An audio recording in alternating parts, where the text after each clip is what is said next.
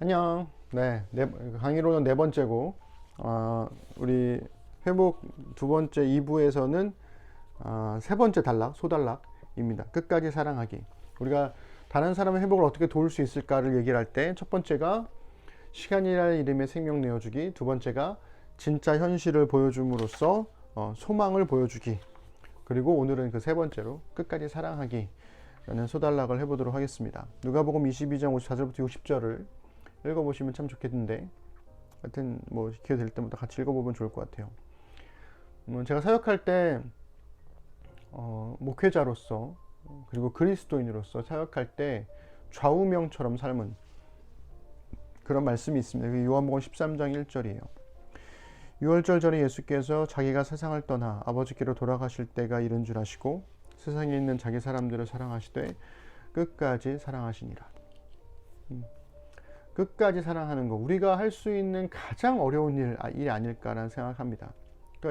그렇지만 예수님을 믿는다라고 하는 것은 예수님처럼 끝까지 사랑한다라고 하는 거예요. 이거 두 가지는 같은 말입니다. 그래서 예수님을 믿는다는 건 그만큼 위험해요. 왜냐면 나와 다른 사람을 끝까지 사랑하겠다는 결심이 있는 거니까. 왜냐면 이 위험한 이유가 이런 거예요. 예수님이 우리를 끝까지 사랑하시다가 그것 때문에 죽으셨잖아요. 끝까지 사랑해서 죽으신 거예요. 배신한 제자들, 팔아먹은 제자들, 십자가에 못 박으라고 말했던 사람들을 끝까지 사랑하시느라 죽으신 거죠. 그러나 그 사랑에 남긴 믿음의 유산이 수많은 생명을 살리는 일에 쓰이고 있습니다. 그리고 그 끝까지 사랑하는 것을 가장 잘 보여주는 반문이 누가복음 22장 54절부터 60절이에요. 예수님이 대제사장의 집으로 끌려가십니다. 베드로도 같이 따라가죠. 그러나 멀찍이 따라 들어갑니다. 베드로가 예수님을 3번이나 부인을 해요. 예수님이 미리 말씀하셨던 것처럼. 그런데 여기서 우리가 충격적인 사실을 좀 보게 돼요. 제가 말씀 묵상에서도 얘기한 적이 있는데요. 베드로가 첫 번째로 예수님을 모른다고 부인합니다. 그러니까 사람들이 속속속속 되죠. 너 예수님과 함께 했던 사람 아니야?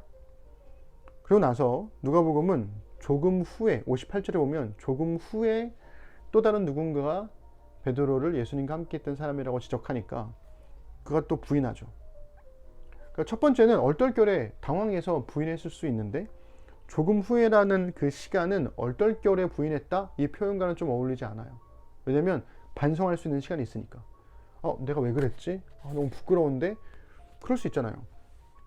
그런데 조금 더 베드로의 편에서 생각해보면 자꾸만 자신을 이상하게 쳐다보는 사람들의 눈총에 두려움을 느꼈을 수 있어요. 왜냐면 예수님 잡혀갔는데 같은 패거리라고 하면 나도 그 자리에서 직결적으로 잡혀갈 수가 있잖아요. 그러니까 두려울 수 있죠. 많은 생각을 하지 못하고 순식간에 지나간 일이다. 이렇게 또 두 번째 부인까지도 생각해 볼 수가 있습니다. 그런데 누가복음은 59절에 보면 1시간쯤 있다가 세 번째 부인을 했다라고 얘기를 해요. 여러분, 1시간이면 자기의 잘못을 뉘우치고 반성할 수 있는 충분한 시간입니다. 그러니까 이 얘기는 뭐냐면 앞서 부인했던 것을 돌아볼 수 있는 충분한 시간이었다라는 거죠. 곱씹어 볼 수 있는 시간. 그런데 베드로가 완강히 부인합니다. 작정하고 부인하죠. 저주하며 부인합니다. 베드로가 예수님을 모른다고 부인하기로 작정한 거예요. 살아야 되니까. 그러니까 자신의 기대해온 예수님이 아니었기 때문에 부인해버리는 거죠. 손절하는 겁니다. 저분 죽을 거고 나는 살아야겠으니까. 그래서 이미 모든 기대가 끊어졌고 이제 베드로가 결심을 했던 게 아닐까 싶은 거죠. 그런데 여기서 중요한 게 세 번째 예수님을 모른다고 완강하게 부인한 다음에 예수님이 베드로를 바라보세요. 이 얘기는 예수님이 잡혀갔던 그 공간이 그렇게 큰 공간이 아니었다는 거죠. 베드로가 부인하는 이야기를 예수님이 들으셨을 거예요. 그리고 눈이 마주쳐요. 앞에서 말했다시피 베드로가 이미 예수님을 부인하기로 결심한 다음이었어요. 어떻게 하면 이 위기를 빠져나갈 수 있을까 하는 치밀한 계획과 주도면밀한 계획을 세우고 있는 중이었을 수도 있어요. 근데 그때 예수님이 베드로를 바라봐요. 나랑 친했던 사람이 나를 모른다고 부인하는 순간을 마주하게 된다면 여러분 그 배신감을 어떻게 감당할 수 있을까요? 어떤 눈빛이었을까요? 저는 이렇게 생각해요. 만약에 너 이 새끼 그럴 줄 알았어. 이런 눈빛이었으면 넌 두고 보자. 내가 너 가만두지 않을 거야. 이런 눈빛이었으면 베드로도 뭐 어쩌라고, 당신이 죽을 건데 나는 살아야 할 거야. 이렇게 막 같이 분노하고 싸우고 막 이런 눈빛이었을 것 같아요. 그런데 예수님이 바라보시고 나서 눈 맞춘 다음에 베드로가 울거든요. 통곡하거든요.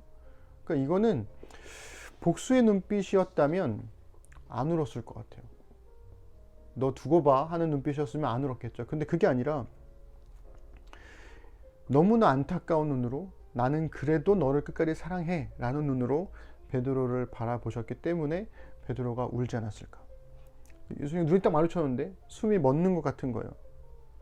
닭 울음소리 때문에 울었거나 예수님의 말씀 때문에 울었던 것도 아니라 베드로를 여전히 따뜻한 시선으로 바라보시는 그 예수님의 시선 때문에, 그 따뜻한 눈빛 때문에 베드로가 울었던 것이 아닐까. 예수님은 베드로를 끝까지 사랑하셨다는 거죠. 그 합정에 가면 절두산이라고 있어요. 순교기념관이 있는데 거기에 들어가 보면, 거기가 이제 그 조선시대 때, 조선 말기 때 카톨릭 천주교 신자들을 이렇게 처형한 장소입니다. 그래서 절두, 머리를 자른 산이라고 표현되는 거죠. 그래서 카톨릭의 순교 기념관이 있는데요. 거기에 들어가면 그리스도는 당신만을 믿습니다 라고 하는 글귀가 이렇게 크게 쓰여져 있어요. 이게 돌아가신 김수환 추기경이 쓰신 글인데, 처음에는 좀 이상하게 생각했어요. 처음 봤을 때는 그리스도가 나를 믿는다? 우리가 그리스도를 믿는 거 아닌가? 좀 이상한데? 이렇게 생각했거든요. 근데 가만히 성경을 읽고 묵상하면 할수록 이게 놀랍도록 사실적이라는 거예요. 우리가 주님을 믿을 수 있는 이유는 예수님께서 먼저 우리를 믿어주셨기 때문이다 라는 거예요. 예수님은 자기를 철저하게 부인한 베드로를 믿어주십니다. 그리고 그 믿음은 예수님의 끝까지 사랑하시는 사랑에서 피어나더라는 거죠. 그리고 베드로는 자신을 믿어주신 예수님을 끝까지 신뢰하게 돼요. 그 이후부터는. 그래서 죄의 흙더미 속에서 다시 시작하게 하시는 그 사랑의 능력이 예수님의 끝까지 사랑하시는 사랑으로부터 나오더라는 겁니다. 그 능력으로 이제 베드로는 예수님처럼 살아요. 그 사랑을 한번 경험하면 예수님처럼 살 수밖에 없습니다. 사람은 사랑을 갈망해요. 그래서 거절이나 버림받음을 끔찍이도 싫어합니다. 트라우마가 있죠. 사랑하는 사람으로부터의 외면은요, 그 사람을 절망의 끝으로 밀어버려요. 그렇지만 하나님은 그리스도인들을 통해서 회복의 기회를 주세요. 회복의 기회가 전해지기를 원하세요. 그것이 십자가에 못 박히는 것 같은 고통을 가져다 준다고 해도 그리스도인들이 예수님처럼 끝까지 사랑할 때 회복이 일어나는 거예요. 예수님께서 끝까지 사랑하셔서 죽으셨지만 끝까지 사랑하셔서 부활하신 것처럼 그리스도인들도 누군가를 끝까지 사랑하는 것 때문에 너무나 고통받지만, 그러나 그 사랑 때문에 결국 회복을 경험하게 될 거라는 겁니다. 저는 이게 타인의 회복을 도울 수 있는 그리스도인의 가장 큰 무기라고 생각해요. 그래서 질문해 보면 끝까지 사랑하기 가장 어려운 사람이 있다면 이야기해 봅시다 라고 얘기했는데, 여러분의 재석 씨랑 지아에게는 누군지 한번 이야기해 보면 좋을 것 같고, 그 사람을 품고 기도하면 좋을 것 같아요. 이쯤에서 이런 질문 나올 수 있죠. 목사님도 그런 사람 있어요? 있어요. 많아요. 하지만 날마다 이렇게 기도해요. 아까 말했던 요한복음 13장 1절을 늘 마음속에 새기며 기도해요. 너무 밉지만 예수님이 끝까지 사랑하셨어 라면서 하나님, 나도 내 안에도 예수님의 사랑을 주세요 라고 계속 기도하게 되죠. 이왕 이렇게 된 거 마지막까지 한번 좀 가볼까요? 에필로그를 보겠습니다. 아니다, 여기서 끊죠. 네. 다음 시간에 안녕.